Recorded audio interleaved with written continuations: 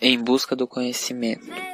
Índia e China. Programa apresentado pelos alunos Wellington, Kaique e Rodolfo do primeiro ano do ensino médio. A história da Índia teve início em aproximadamente em 3.300 anos antes de Cristo, quando a primeira civilização urbana se formou nos arredores do Vale do Rio Indo, que origina o nome do país. Por volta de 1500 a.C., a Índia foi invadida pelas tribos árias, povos nômades vindos provavelmente do Irã, que ocuparam a região. Dominando a civilização hindu que se formava, teve início então o período védico, que durou até 500 anos antes de Cristo. O período védico ficou marcado pelas escrituras compiladas de hinos escritos em sânscrito nessa época, que foram chamados de Vedas, saber sagrado. Foram escritos 4 Vedas, Rig Veda, Yajurveda, Samaveda e Atharvaveda. Algumas escrituras contidas nos Vedas dão uma noção de como eram a vida e a sociedade naquela época. Nos últimos anos do século IV, o período védico se encerrou quando ocorreram transformações do país e surgiram novas religiões e novas ideologias.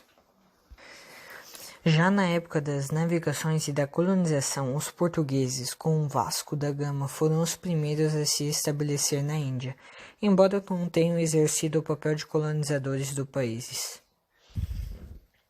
Já os ingleses, a partir de 1858, utilizaram a Companhia Inglesa das Índias Orientais para se estabelecer amigavelmente no país, passando então a administrar, através da figura de vice-rei, pouco mais da metade da Índia, o que se deu origem ao termo Índia Britânica.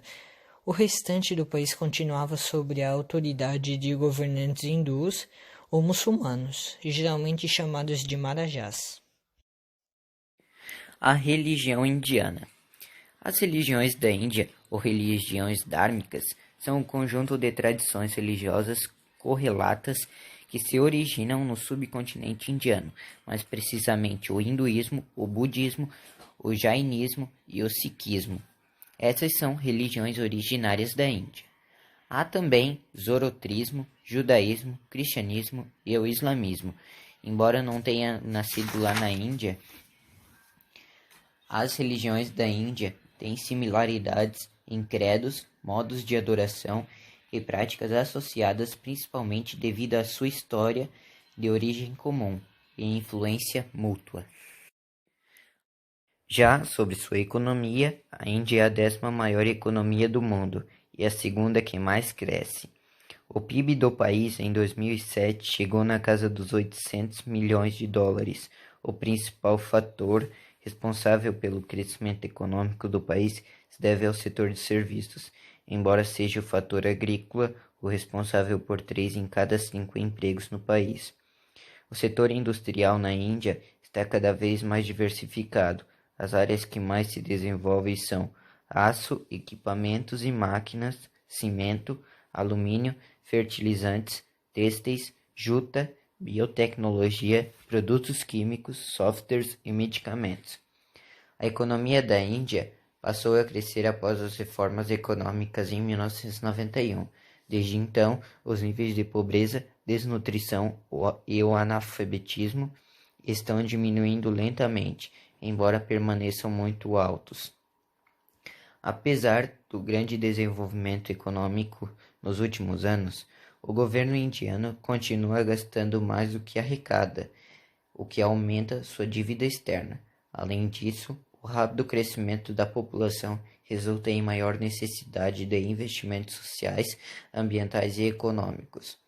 A Índia já pode ser considerada uma potência em sua região e é apontada como capaz de se tornar uma das grandes potências mundiais.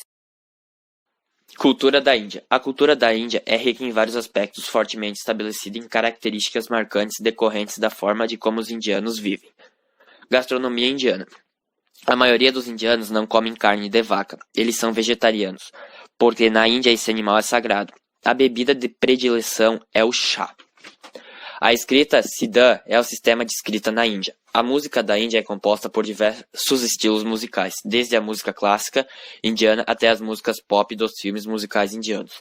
A arquitetura da Índia está enraizada em sua história, cultura e religião. Entre uma série de estilos arquitetônicos e tradições, a arquitetura constante do templo hindu e a arquitetura islâmica são os estilos históricos mais conhecidos.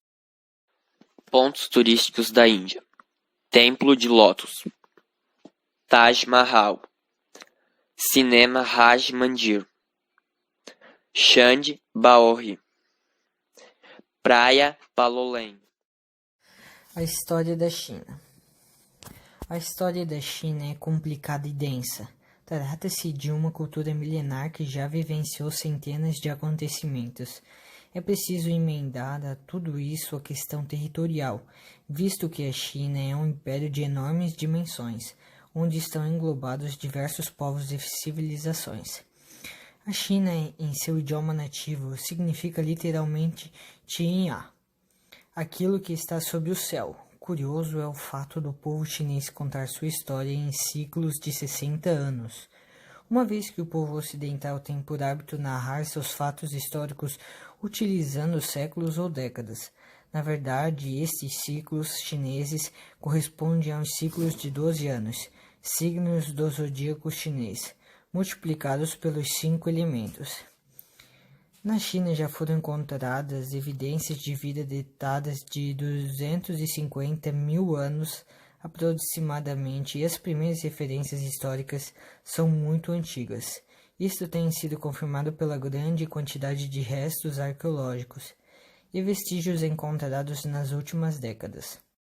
A China foi um país muito rico durante muito tempo. Tinha a seu dispor portos e mercados muito importantes, que além de tudo eram estratégicos para o desenvolvimento de todo o continente asiático, incluindo os países vizinhos. E também durante muito tempo o norte da China esteve dominado pelos bárbaros. O sul tinha ficado bem dividido em diversas regiões. Um general de exército, Qin Shi Huang, primeiro imperador chinês, desde 247 até 221 a.C., conseguiu iniciar o processo de reunificação do país. Depois de muitas lutas sangrentas, os conflitos políticos da época, nos anos que seguiram, seus filhos continuaram a se reunificar, o que hoje conhecemos como China. A religião da China.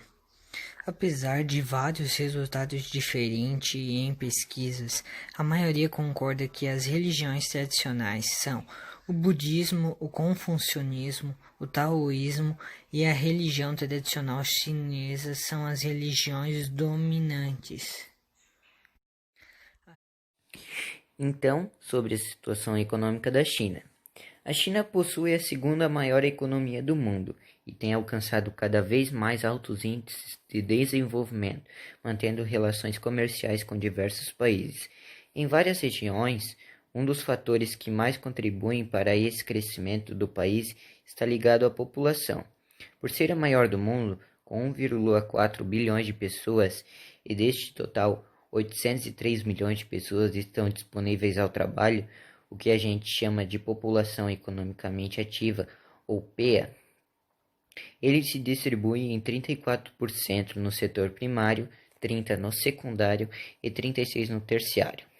Outro dado importante sobre a economia é a balança comercial, que está sempre favorável, ou seja, eles conseguem exportar bem mais do que importar. Em 2019, o número total de importações bateu a casa de 1,9 trilhões de dólares, enquanto exportou 2,3 trilhões de dólares, mantendo assim um superávit. Quando você fala sobre a economia da China, você vai pensar no socialismo de mercado, ou seja, um capitalismo controlado pelo governo.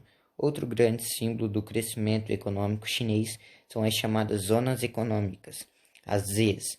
A partir de 1978, o governo chinês determina para algumas áreas da China, principalmente cidades litorâneas, isso tudo para facilitar a entrada e a saída de mercadoria. Essas cidades ganharam características de cidades modernas para atrair investimento estrangeiro. Então, às vezes, são as áreas onde a China cresce.